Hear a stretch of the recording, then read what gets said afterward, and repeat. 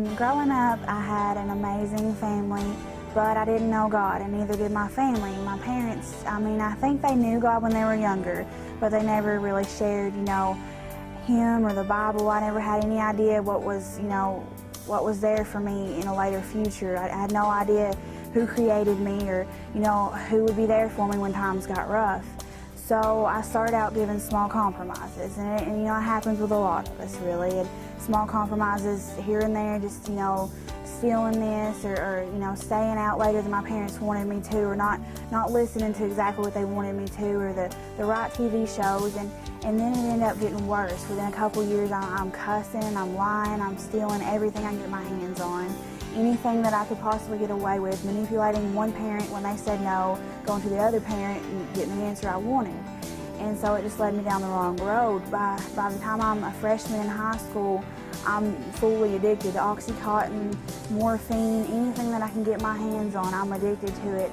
And shortly after that, I'm injecting it, not only snorting it or taking it by my mouth, I'm injecting it at this point. 14, 15 years old. And my addiction is controlling everything that I do. By the time I'm a senior in high school, my addiction's completely overtaken my life. I was on my way to school one morning and I decided to get high just like, every other day. Nothing was different. I guess I just took a little more than I normally had, and I didn't make it to school.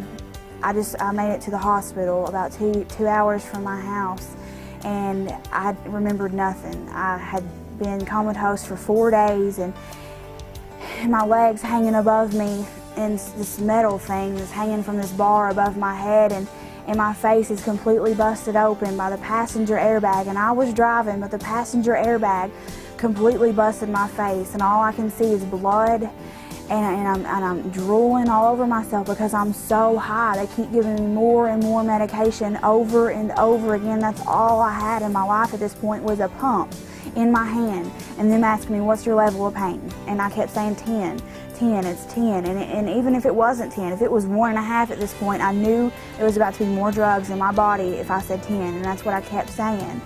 And everybody kept saying, Heather, this is your turning point. This is where you're going to change and become the woman that, you're supposed to be.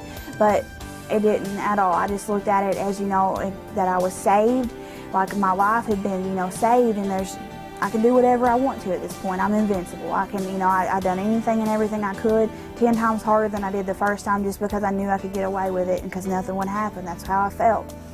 And I remember the judge telling me, because I'd never been in trouble with courts or anything, and they told me, Heather, if you're good for a year, you don't get in any trouble at all, a complete year, we'll drop the DUI. We'll drop it all, you're good to go. So it was like 10 months into that year, I total another car, and I get a DWI this time.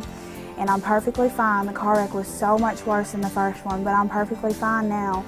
But I just remember getting out of the car and walking over there, and I'm surrounded by all these cops, my school cop, my parents, 2 other cops, and I just remember, I was like, it's not mine, because I had drugs on me. I kept saying, it's not mine, and they said, let me see your arms.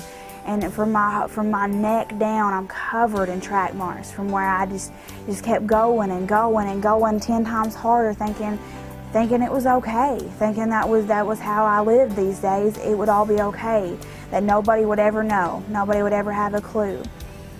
But it didn't work like that. And I was about 30 days into my house arrest, and I got referred to the crisis center in Jackson County. And I was scared for sure, but I went down there, I was open. I didn't know what was going on, but I was like, all right, we'll give it a shot.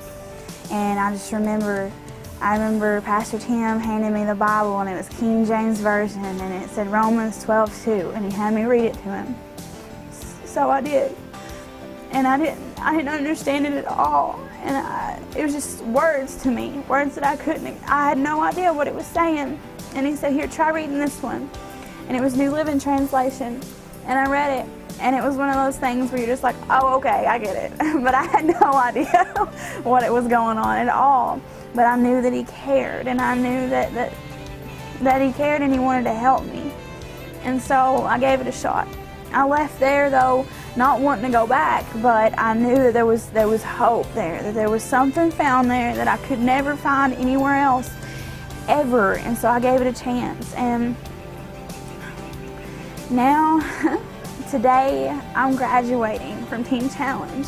You know, I'm no longer that girl who's broken or hurt or confused, but I'm saved now, and I have the most amazing life that somebody off the street would pay to have.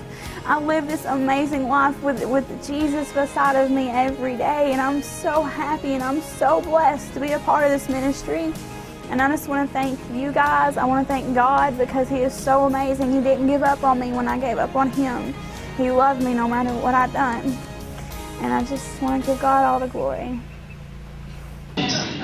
This is to certify that on June 15, 2011, Heather Lynn Hicks successfully completed all the requirements for graduation from the Appalachian Teen Challenge Training Center and is hereby recognized for her achievement. Signed by myself, James Inman, as Executive Director.